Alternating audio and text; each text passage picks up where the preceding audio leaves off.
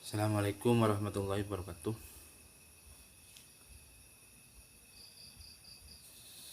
Salam sejahtera. Mudah-mudahan kita semua sehat selalu dalam lindungan Allah Subhanahu wa taala. Ini teman-teman ya, bagi yang mendengarkanlah kami berbagi malam hari ini.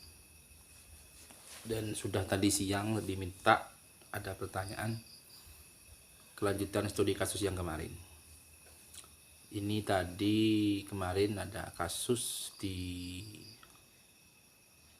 Dusun Gebangan ya, Desa Songo, Kecamatan Kuipan, Probolinggo. Ini ada orang mati. Terus sebelum mati ini memberitahu dulu keluarganya apa namanya,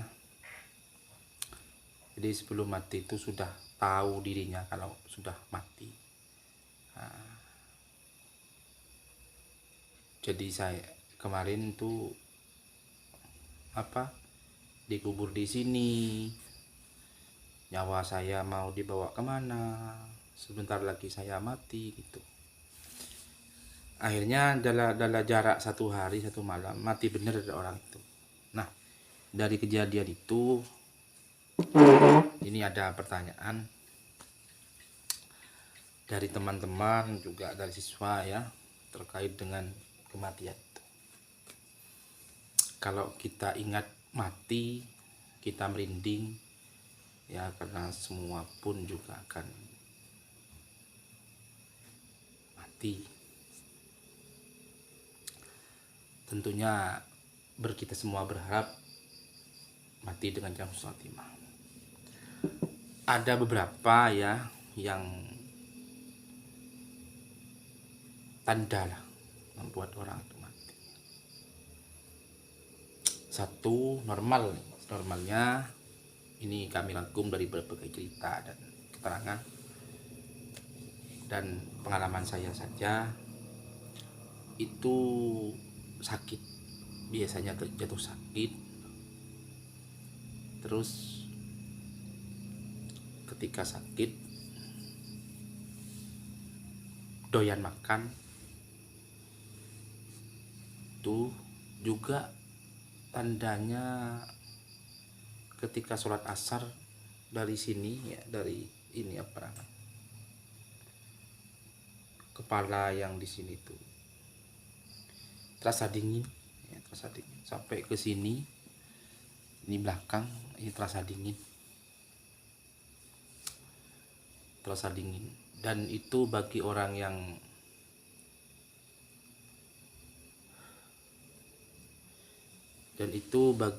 yang beriman maka semakin bahagia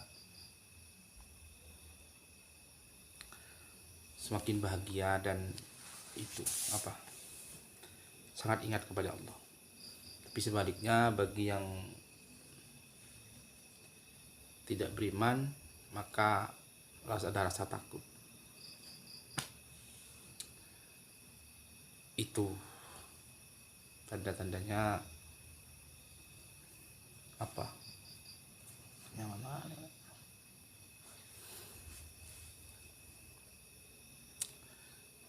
Jadi itu ya yang tanda-tandanya mati.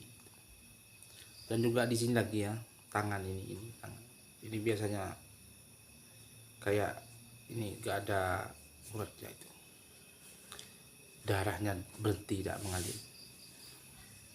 Terus juga keringetan. Kalau orang keringetan itu biasanya tandanya mati dengan husnul khotimah. Begitu. Saya cuma bagi cerita saja. Kalau namanya mati itu mengerikan ya teman-teman semua. Kita ingat kita ini sudah umur berapa sekarang, sampean sekarang umur berapa, Kalau jenengan semua sudah umur 30, terus umur kita 50, berarti kurang 20 tahun. Sekarang saya hari ini sudah umur hampir 40, 30 lebih. Kalau umur 60 berarti hanya sisa tinggal menghitung sisanya berapa. Artinya kenapa kok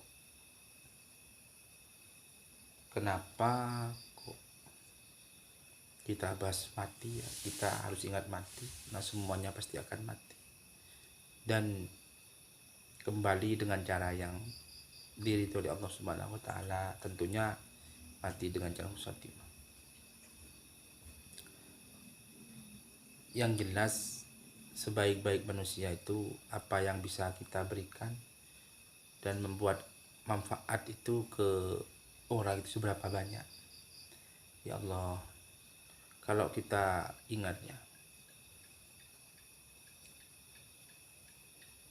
ini mati itu pasti ya, mati. Kalau kita tidak siap bekal dan lain-lain, ya akan menyesal. Jadi apa yang bisa kita berikan, dan bagi yang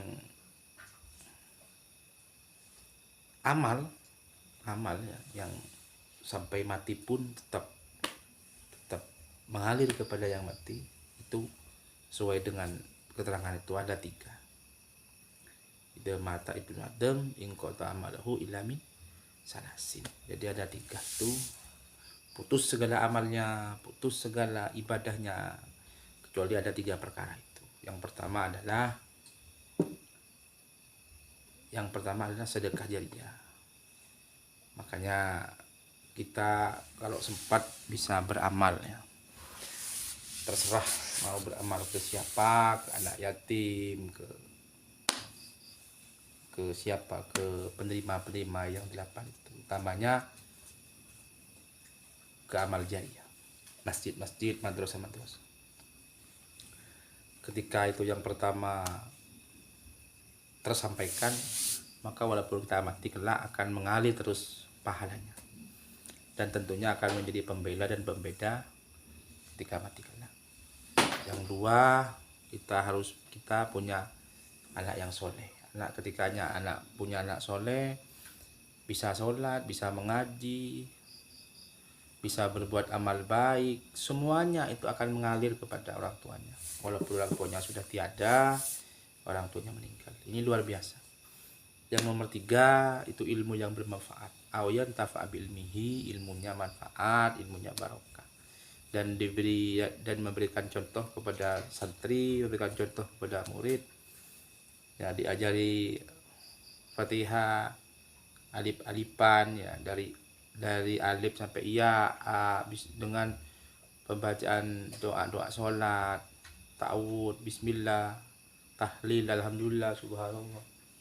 Ini kalau diajarkan kepada murid atau anak kecil, dan anak kecil itu sampai bisa mengikuti dan mencontohkan, bahkan melakukan lah. Walaupun kita yang sudah mengajar tiada, maka semuanya tetap mengalir kepada yang sudah mati. Ini solusi 3 ini, solusi untuk menjadikan kita ketika kita kelak pulang ke Allah Subhanahu wa taala, tentunya dengan rasa bahagia dan bangga. Ya, mudah-mudahan apa yang hidup kita sekarang ini ya, mudah-mudahan banyak diberi berkah oleh Allah, diberikan petunjuk oleh Allah. Insya Allah semua ini takdir dari Allah, suratan dari Allah. Kita kuat beribadah ya, kita jangan sombong, jangan menyombongkan diri. Kita kuat beribadah, kuat melakukan hal-hal yang baik. Itu bukan kekuatan kita, bukan kekuatan dari diri kita sendiri, tapi kekuatan dari hidayah Allah Subhanahu wa taala. Tentunya harus kita syukuri. Terus kalau ada orang yang tidak mampu untuk sholat, tidak mampu berpuasa, itu juga bagian dari kekurangan kita, dan kita tidak boleh mencelanya, tidak boleh menghinanya, karena semuanya itu numpang kepada Allah Subhanahu wa taala, dan semua akan kembali, dan semua akan dihisap, dihitung oleh Allah, semuanya akan kembali. Jadi kita sebagai hamba yang lemah, yang tidak ada apa-apanya, kita itu hamba yang tidak ada apa-apanya, semuanya kita numpang makan, numpang minum, numpang tidur di buminya Allah ini. Itu semua tidak ada yang bisa kita banggakan, itu kita hanya numpang. Apa yang kita sombongkan, tidak ada. Sampai punya harta mungkin 1 miliar, berapa miliar, tapi ketika kita sudah sakit gigi saja, kita tidak bisa sudah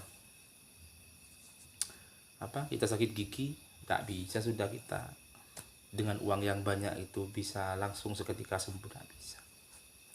Jadi sebenarnya kaya itu sehat. Jadi kita sehat itu sebenarnya sudah kaya. Syukuri, jadi kita itu sehat, sampean sehat semuanya, mudah-mudahan sehat semua ya, sama keluarga semuanya sehat. Itu sudah kebanggaan tersendiri. Itu yang perlu kita banggakan dan perlu kita syukuri. Pokok inti manusia itu hidup, berbanyak bersyukur. Tentunya saya mohon maaf ya, saya bukan menggurui, bukan memberikan tapi ini sharing saja ya, musyawarah, karena banyak pertanyaan tadi ya, ini bisa kita bahas. Kalau ada juga yang lain bisa komentar dan memberikan petunjuk. Terima kasih ya untuk pembahasan malam ini. Ini tanda-tanda ketika dicabut oleh Allah nyawanya begitu. Kalau ingat saya juga ceritanya Rasulullah sallallahu alaihi wasallam ketika mau dicabut, yaitu malaikat Jibril bertamu, diketok-ketok pintunya Rasulullah, langsung dengan sedih Fatimah marah-marah karena kok ada orang Rasulullah sakit kok masih mau ada bertamu.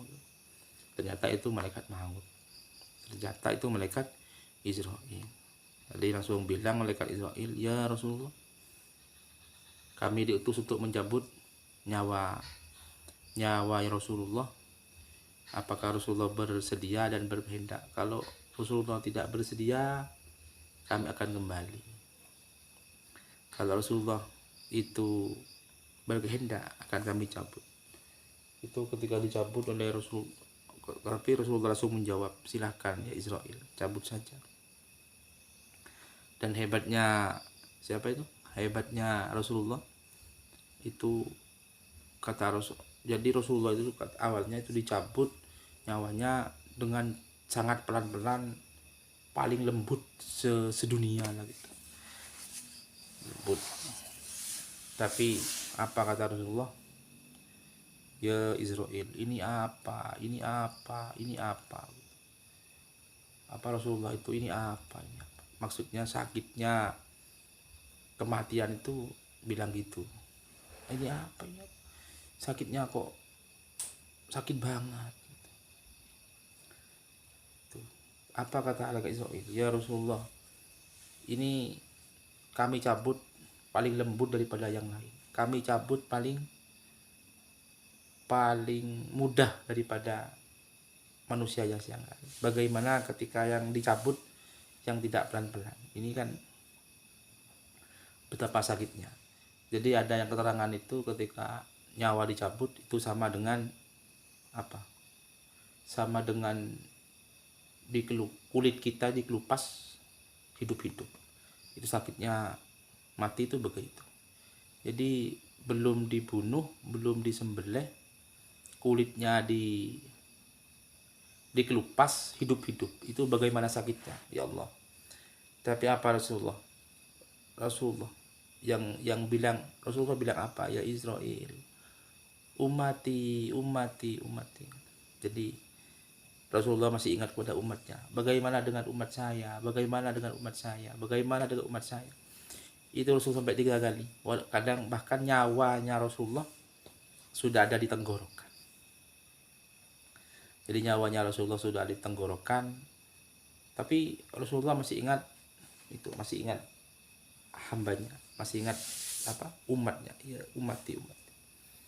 Apa kata Rasulullah, timpakan semua sudah sakitnya umatku, sakaratul maut ini ke saya, katanya Rasulullah, ya Allah, ya kita itu bisa apa kepada Rasulullah, hanya baca selawat. Selawatnya pun kadang-kadang tidak seberapa, sudah berhenti. Inilah jadi sakitnya sakaratul maut di dunia ini sudah dikurangi oleh Rasulullah. Ya mudah-mudahan mudah-mudahan kelak kita semua itu bisa berjumpa dengan Rasulullah dan mendapatkan syafaatnya. Ada keterangan begini ya, kelak ketika kita sudah mati,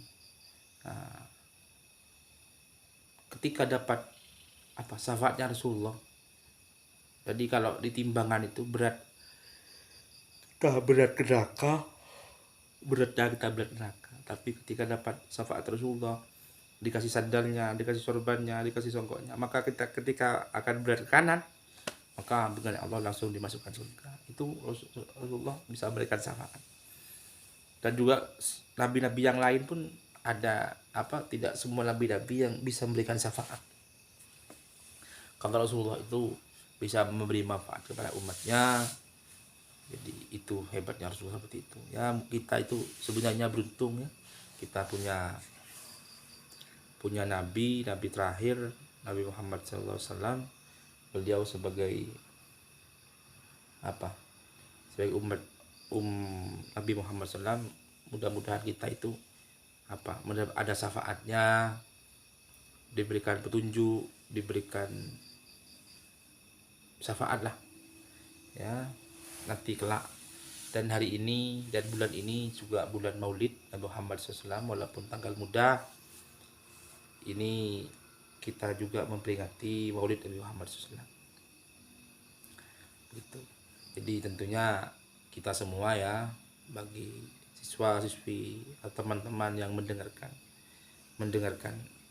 ini cerita-cerita ini, kita berbagi ini ya, bukan maksud menggurui, bukan maksud tapi hanya hiburan saja lah untuk cerita-cerita tentang kematian.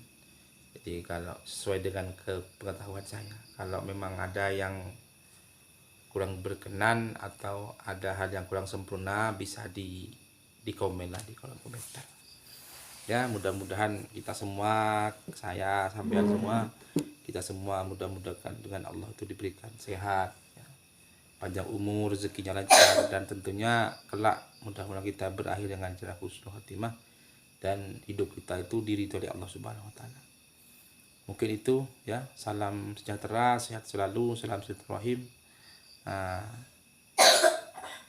Mudah-mudahan dapat ridhonya Allah Subhanahu wa taala. Kami akhiri, wallahul muwaffiq ila aqwamit thoriq. Assalamualaikum warahmatullahi wabarakatuh.